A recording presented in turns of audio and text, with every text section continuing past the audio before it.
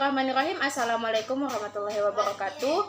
Perkenalkan, kami dari kelompok 9 ingin mempresentasikan hasil makalah kami dengan judul Gangguan Tumbuh Kembang Anak bagian 3 dengan yaitu retardasi mental dan GPPH.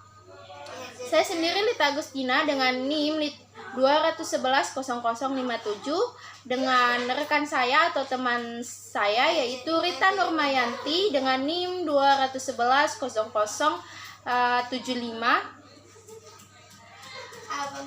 Baik, langsung saja kita simak bagaimana penjelasan dari video yang akan dipaparkan oleh kami. Saya akan menjelaskan poin pertama yaitu retardasi mental. Retardasi mental adalah kelemahan yang terjadi pada fungsi intelek. Kemampuan jiwa retardasi mental gagal berkembang secara wajar. Mental, intelijensi, perasaan, dan kemauannya berada pada tingkat rendah, sehingga yang bersangkutan mengalami hambatan dalam menyesuaikan diri. Selanjutnya, klasifikasi retardasi mental. Klasifikasi retardasi mental dibagi menjadi 5 poin, yaitu F70 retardasi mental ringan dari IQ 55 sampai 69. Yang kedua, F71 retardasi mental sedang dimulai dari IQ 35 sampai 49. Yang ketiga, F72 retardasi mental berat, IQ 20 sampai 34. Yang keempat, F73 retardasi mental sangat berat, yaitu IQ kurang dari 20. Dan yang terakhir, retardasi mental lainnya. Pencegahan retardasi mental dibagi menjadi 2, yaitu pencegahan primer dan sekunder.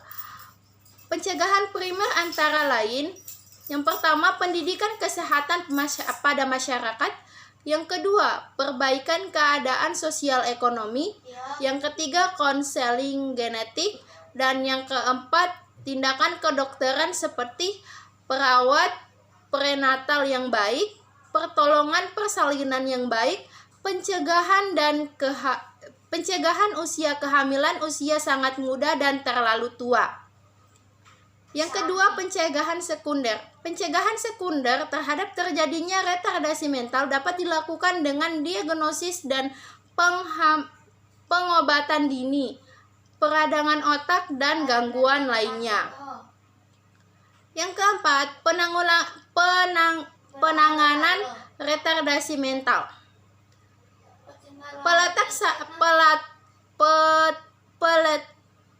Pelaksanaan anak dengan retardasi mental. Penanganan retardasi mental. Pelaksanaan anak dengan retardasi mental adalah multidimensi dan sangat individual.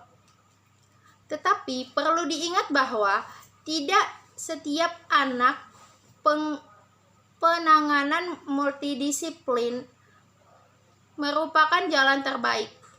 Sebaiknya dibuat rancangan suatu strategi pendekatan bagi setiap anak secara individual untuk mengembangkan potensi anak tersebut secara optimal mungkin. Untuk itu perlu melibatkan psikolog untuk menilai perkembangan mental anak, terutama kemampuan kognitifnya.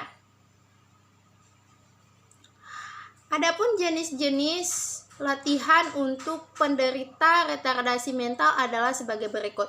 Yang pertama, latihan di rumah, yaitu dengan belajar makan sendiri, membersihkan badan dan pakaian sendiri. Yang kedua, latihan teknis. Latihan diberikan sesuai dengan minat dan jenis kelamin penderita. Yang ketiga, latihan moral. Latihan moral berupa pengenalan dan tindakan mengenai hal-hal yang baik dan buruk secara moral. Gangguan pemusatan perhatian hiperaktif atau GPPH. Definisi gangguan pemusatan perhatian hiperaktif (GPPH). GGPH. ADHD merupakan kependekan dari Attention Deficit Hyperactivity Disorder. Attention artinya itu perhatian, defisit artinya berkurang, hiperaktif itu hiperaktif, dan disorder gangguan. Atau dalam bahasa Indonesia, ADHD berarti gangguan pemusatan perhatian disertai hiperaktif. Gangguan pemusatan perhatian dan hiperaktif GPPH adalah gangguan neurobehavior pada anak yang ditandai dengan adanya gejala kekurangannya perhatian dan aktivitas atau impulsivitas yang berlebihan. Gnostic ada Statistical Manual of Mental Disorder DSM, definisi GPPH telah mengalami beberapa kali perubahan sesuai dengan perubahan konsep tentang penyakit tersebut. Sesuai dengan DSM-4, terdapat 3 gejala utama, yaitu 1. Inattentiveness atau tidak mampu memusatkan perhatian, hiperaktivitas, dan impulsivitas. Prevalensi ADHD atau GPPH. Prevalensi GPPH tipe kombinasi lebih tinggi dibandingkan dengan prevalensi gangguan pemusatan perhatian saja atau hiperaktif saja. Penelitian mengenai predisposisi anak yang memiliki kedudukan khusus dalam keluarga seperti anak sulung, anak tunggal, atau anak bungsu dalam sebuah keluarga secara sosial budaya biasanya sering diperlakukan istimewa di dalam pola asuh keluarga. Pola asuh yang diterapkan dalam keluarga tersebut dapat berupa melindungi berlebihan, overprotective, atau dimanjakan, overindulgensi. Perbedaan pola asuh orang tua memiliki peran penting dalam mempengaruhi perkembangan GPPH dan perilaku agresif yang sangat berkaitan dengan GPPH. Etiologi ADHD atau GPPH. Sampai sekarang ini belum ditemukan penyebab utama GPPH. Berbagai faktor berperan terhadap terbentuknya gangguan tersebut. Pada umumnya, yang memegang peranan utama adalah faktor bawaan, khususnya genetik. Namun masalah saat hamil, melahirkan, menderita sakit parah pada usia dini, serta racun yang ada di sekeliling kita memperbesar risiko terjadinya gangguan ini. Semua faktor ini berinteraksi satu sama lain yang dapat memperberat GPPH. Biopsikososial.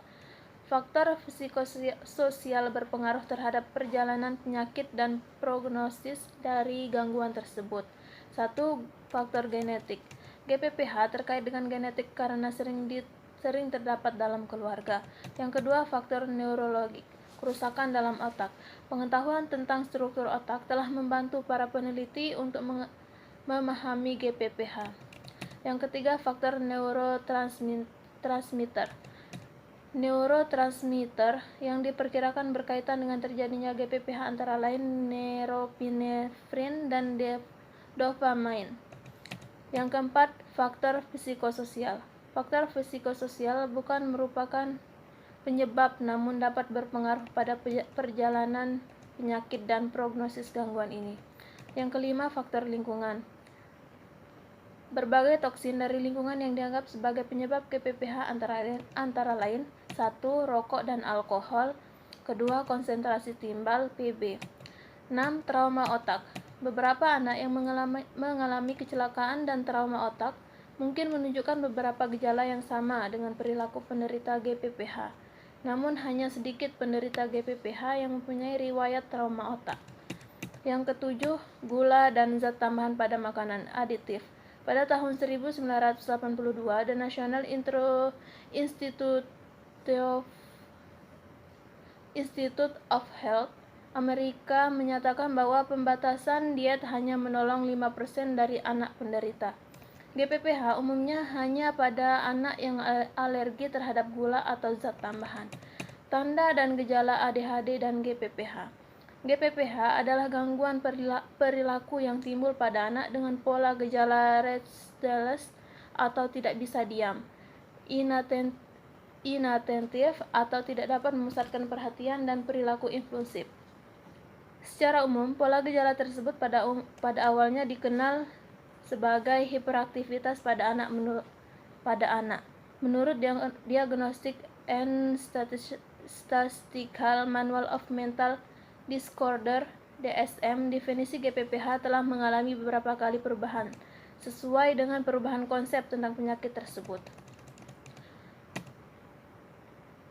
Terdapat 3 gejala sesuai dengan DSM-4. Terdapat 3 gejala utama, yaitu 1.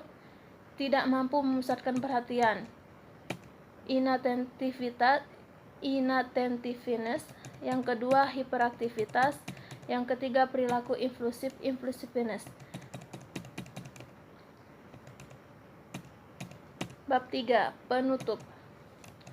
A. Kesimpulan. Retardasi mental adalah kelainan atau kelemahan jiwa dengan inteligensi yang kurang subnormal sejak masa perkembangan, sejak lahir, atau sejak masa anak.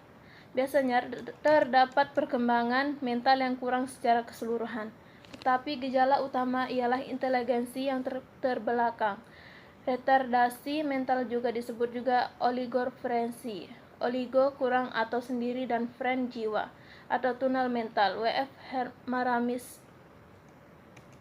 Gangguan pemusatan perhatian dan hiperaktivitas GPPH adalah gangguan neurobehavior pada anak yang ditandai dengan adanya gejala berkurangnya perhatian atau aktivitas dan impulsivitas yang berlebihan. Kedua ciri tersebut merupakan syarat mutlak untuk diagnosis dan harusnya nyata pada lebih dari satu situasi. Sekian yang dapat kami sampaikan, lebih dan kurangnya kami mohon maaf. Wabillahi taufiq wal hidayah. Wassalamualaikum warahmatullahi wabarakatuh.